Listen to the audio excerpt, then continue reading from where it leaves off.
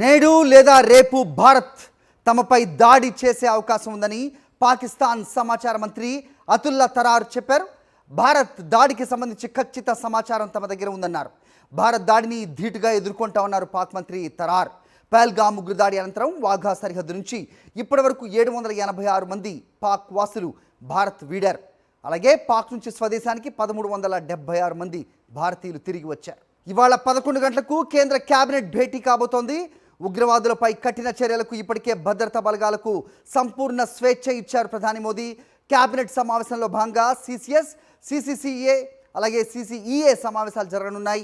భద్రతా వ్యవహారాలను చర్చించనున్నారు సిసిఎస్. రాజకీయ పరిస్థితులను చర్చించనుంది సిసిపిఏ.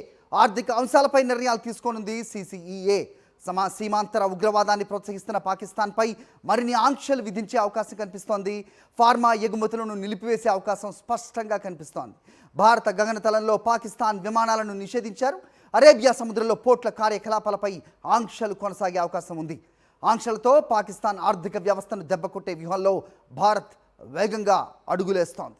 రైట్, గత 48 గంటల నుంచి సమావేశాల పరంపర కొనసాగుతోంది. హై లెవెల్ మీటింగ్స్ నిర్వహిస్తున్నారు ప్రధానమంత్రి నరేంద్ర మోదీ. సో ఒక్కొక్క నిర్ణయంతో పాక్ని ఉక్కిరిబిక్కిరి చేసే ప్రయత్నాలు అయితే కంటిన్యూ అవుతున్న సిచ్యువేషన్. దీనికి తగ్గట్టుగానే పాక్లో ఆందోళన నెలకొన్న పరిస్థితి. ఇప్పటికే ఇండస్ వాటర్ ట్రీటీపై నిబంధనలు విధించింది. దాన్ని నిలిపివేసే ప్రకటన కూడా చేసిన భారత్ ప్రస్తుతం పాక్ ఆర్థిక వ్యవస్థను దెబ్బకొట్టే విధంగా వ్యూహాలు రచిస్తున్న పరిస్థితి మనం చూస్తున్నాం. సో ప్రస్తుతం భారత్ గగనతలంపై పాక్కి సంబంధించిన విమానాలను కూడా నిషేధించిన పరిస్థితి. అలాగే అరేబియా సముద్రం వెంబటి కార్యకలాపాలను నిశ్చితంగా పరిశీలిస్తోంది భారత్. అలాగే ఇంకా ఎలాంటి నిర్ణయాలు ఉండబోతున్నాయి, సో పాకిస్తాన్ని ఏ రకంగా దెబ్బ కొట్టబోతున్నారు, మా కరెస్పాండెంట్ వెంకటేష్ని అడిగి మరిన్ని అప్డేట్స్ తెలుసుకుందాం. వెంకటేష్ చెప్పండి. సో సైన్యానికి పూర్తి స్వేచ్ఛను, సంపూర్ణ స్వేచ్ఛను ఇచ్చినట్టుగా నిన్న సమావేశం అనంతరం మనకు తెలుస్తోంది. సో ప్రస్తుతం ఏ నిర్ణయాలు పాక్ని ఉక్కిరిబిక్కిరి చేసే దిశగా అడుగులు వేస్తోంది భారత్? ఏంటి మీ దగ్గర ఇన్పుట్స్? అలాగే పాక్ ప్రకటనలు కూడా ఆగని సిచ్యువేషన్ కూడా మనం చూస్తూ ఉన్నాం. ఏం జరుగుతోంది, ఏంటి మీ దగ్గర ఇన్పుట్స్? పహల్గామ్ ఉగ్ర దాడికి పాల్పడినటువంటి ఉగ్ర ముష్కరులకు తగినటువంటి బుద్ధి చెప్పాలని ఇప్పటికే ప్రధానమంత్రి నరేంద్ర మోడీ భద్రతా బలగాలను ఆదేశించారు. నిన్న జరిగినటువంటి కీలక సమావేశంలో సైనిక బలగాలకు సంపూర్ణ స్వేచ్ఛ ఇస్తున్నట్టు ప్రకటించాలి.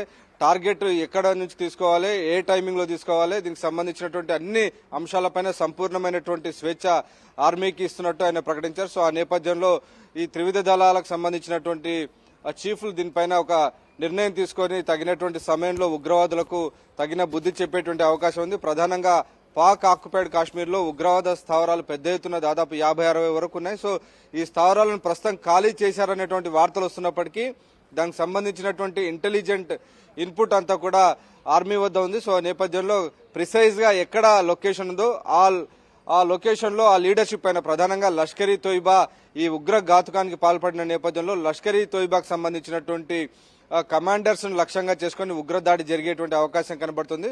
సో లష్కరీ తోయిబా చీఫ్ గా ఉన్నటువంటి ఆయనకు సంబంధించినటువంటి ఇప్పటికీ దానికి సంబంధించినటువంటి ఆనవాళ్ళన్నింటినీ ఇప్పటికే సైన్యం సేకరించిన నేపథ్యంలో ఖచ్చితంగా ఎయిర్ స్ట్రైక్ చేశారా, లేకుంటే ఇంకో మార్గంలో వారిని సర్జికల్ స్ట్రైక్ చేసి వారిపై ఆ ఉగ్ర స్థావరాలను తుడిచిపెడతారన్నది మనం వేచి చూడాల్సి. ఖచ్చితంగా బార్డర్ దాటి లోపలికి డీప్ గా వెళ్లి దాడులు చేసేటువంటి అవకాశం ఉందని తెలుస్తుంది. సో ఆ విధంగా ధీటైనటువంటి జవాబు ఇవ్వాలనేటువంటిది ప్రధానమంత్రి నిర్ణయించినటువంటి అంశం. ఇప్పటికే ఆయన చెప్పారు, బియాండ్ ద ఇమాజినేషన్, అంటే కలలో ఊహించని విధంగా పాకిస్తాన్ కు సీమాంతర ఉగ్రవాదాన్ని ప్రోత్సహిస్తున్న నేపథ్యంలో దానికి బుద్ధి చెప్పాల్సినటువంటి అవసరం ఉంది. ఆ మేరకు తాము ఖచ్చితంగా కఠిన చర్యలు తీసుకుంటామని ఇప్పటికే ప్రధానమంత్రి ప్రకటించారు. సో అలాగే దాదాపు ఈ ఘటన జరిగి వారం రోజులు గడుస్తున్నటువంటి నేపథ్యంలో ఒకవైపు ప్రపంచ దేశాల నుంచి కూడా భారత్ కు ఉగ్రవాదానికి వ్యతిరేకంగా తీసుకునేటువంటి అన్ని చర్యలకు మద్దతు ఇస్తామని కూడా ప్రపంచ దేశాలు ప్రకటించాయి. చైనా తప్ప మిగిలిన దేశాలన్నీ కూడా భారత్ కు అండగా నిలిచినటువంటి నేపథ్యంలో ఖచ్చితంగా ఐక్యరాజ్య సమితి భద్రతా మండలి నిబంధనల మేరకు ఆర్టికల్ 51 మేరకు ఏది కంట్రీ పైన కనుక ఆర్మ్డ్ అటాక్ కనుక జరిగితే, ఉగ్రదాడి కానీ లేకుంటే స్టేట్ యాక్టర్స్ కనుక దాడి చేస్తే ఇమ్మీడియట్ గా రెస్పాండ్ అయ్యి వాటిపైన తిరిగి సెల్ఫ్ డిఫెన్స్ లో భాగంగా అటాక్ చేసేందుకు అవకాశం ఉంది. కాబట్టి ఆ దిశగా భారత్ సెల్ఫ్ డిఫెన్స్ లో భాగంగా రెస్పాన్స్ ఖచ్చితంగా ఇచ్చేటువంటి అధికారం ఉంది. ఆ మేరకు భద్రతా మండలి ఐక్యరాజ్య సమితి ఉన్నటువంటి నిబంధనలు కూడా మనకు అనుకూలంగా ఉన్నాయి కాబట్టి ఆ మేరకు అటాక్ చేయడానికి సంపూర్ణమైనటువంటి అధికారం, సంపూర్ణమైనటువంటి స్వేచ్ఛ ఉంది. సో ఆ నేపథ్యంలోనే ప్రధానమంత్రి నరేంద్ర మోడీ ప్రపంచ దేశాధినేతలతో మాట్లాడిన తర్వాత నిన్న క్లియర్ గా త్రివిధ దళాలకు సంపూర్ణ స్వేచ్ఛ ఇస్తున్నట్టు ప్రకటించారు.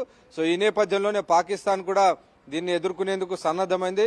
సరిహద్దు వరకు అనేక బలగాలను తరలించాయి. వాటికి సంబంధించినటువంటి F-16 ఫైటర్ జెట్స్ కానీ అలాగే ఇతర ఆర్మీకి సంబంధించినటువంటి సైనిక సంపత్తినంతా కూడా సరిహద్దుకు సమీపంలో తరలించినటువంటి పరిస్థితి. సో మొత్తానికి ఒకవైపు పాకిస్తాన్ తన సైనిక బలగాలను బార్డర్కు తరలిస్తూనే తమకు ఈ ఘటనతో సంబంధం లేదు, పహల్గాం ఉగ్రదాడి ఘటనలో తమ సిటిజన్స్ ఎవరు పాల్గొనలేదని నిన్న డీజీ ఐఎస్పీఆర్ కు సంబంధించినటువంటి చీఫ్ కూడా ప్రకటించినటువంటి పరిస్థితి మనం చూసాం. సో వరుసగా ఇటు పాకిస్తాన్ ప్రధానమంత్రి అలాగే ఆర్మీకి సంబంధించినటువంటి నాయకులందరూ కూడా ప్రకటిస్తున్నారు ఈ ఘటనలో పాకిస్తాన్ ప్రమేయం లేదు, తటస్థ విచారణకు తాము సిద్ధంగా ఉన్నామని పాకిస్తాన్ ప్రధాని ప్రకటించినటువంటి పరిస్థితి. సో మొత్తానికి భారత్ తీసుకుంటున్నటువంటి చర్యలతో పాకిస్తాన్ వణికిపోతూ రకరకాల ప్రకటనలు చేస్తుంది. అయినప్పటికీ మనకు హక్కుగా ఉంది, ఐక్యరాజ్య సమితి ఇచ్చినటువంటి చార్టర్ మేరకు డెఫినెట్ గా రైట్ టు రెస్పాన్స్ అనేది ఉంది కాబట్టి రైట్ టు రెస్పాన్స్ కింద పాకిస్తాన్ లో ఉన్నటువంటి ఉగ్ర స్థావరాలను అతి త్వరలోనే